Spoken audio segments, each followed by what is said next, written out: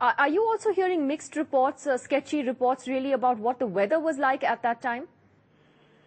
No, I mean, in fact, to be very specific, maybe my sources in the air traffic control wing of Airports Authority quite clearly told me that while the pilot was coming into land, he did not report anything untoward. You see, whenever there is an emergency on board, I mean, many times a pilot suspects a hydraulic failure. Hydraulics is the system that controls braking of the aircraft, okay? And it's fairly common to have a hydraulic failure. And there are several backups. Even if your hydraulics fail, then there are several backups for a plane to come to a halt. Now, there was no suspected malfunction on board because the pilot did not seek a precautionary landing. He did not call in for an emergency, because if he had called in for an emergency to the air traffic control, then they would have rushed in fire tenders and doctors on standby right next to the runway itself. No such thing happened.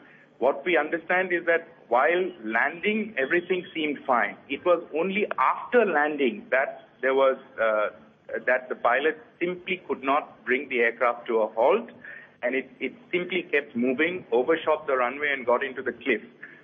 We still don't know, about the weather. I was only saying that if there was a tire burst and if the brakes had not functioned well, bad weather would have made matters worse. But I don't have information about bad weather at all. In fact, my sources, on the contrary, say that everything seemed normal until the time he landed.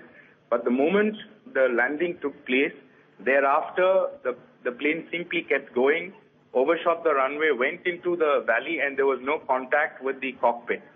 Initial reports, in fact, that we got early in the morning, we got soon, probably 20-25 minutes after this incident happened, Nidhi.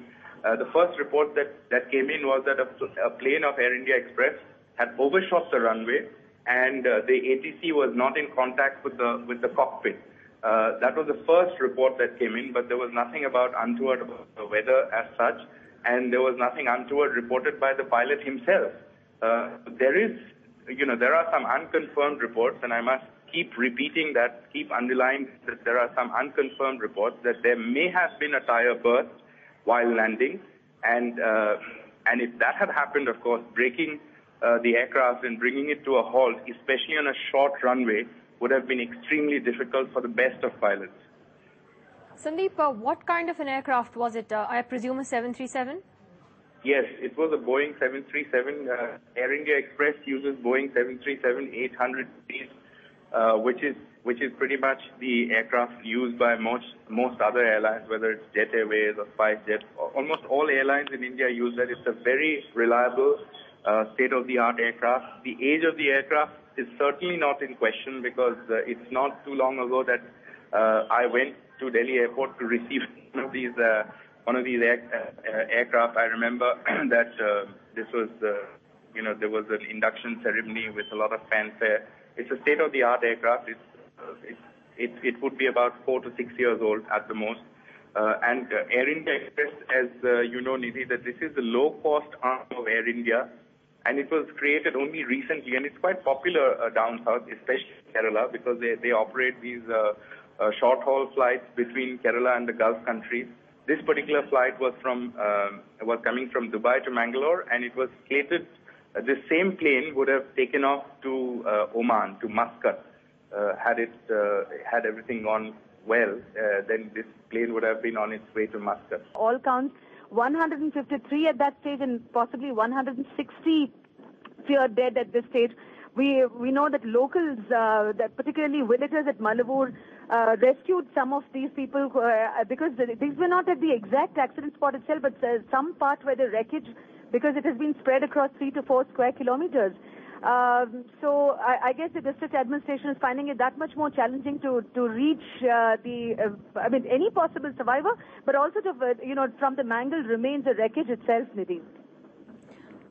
Vasanthi, can you bring us up to date, though, on what authorities are saying about the possibility of finding more survivors?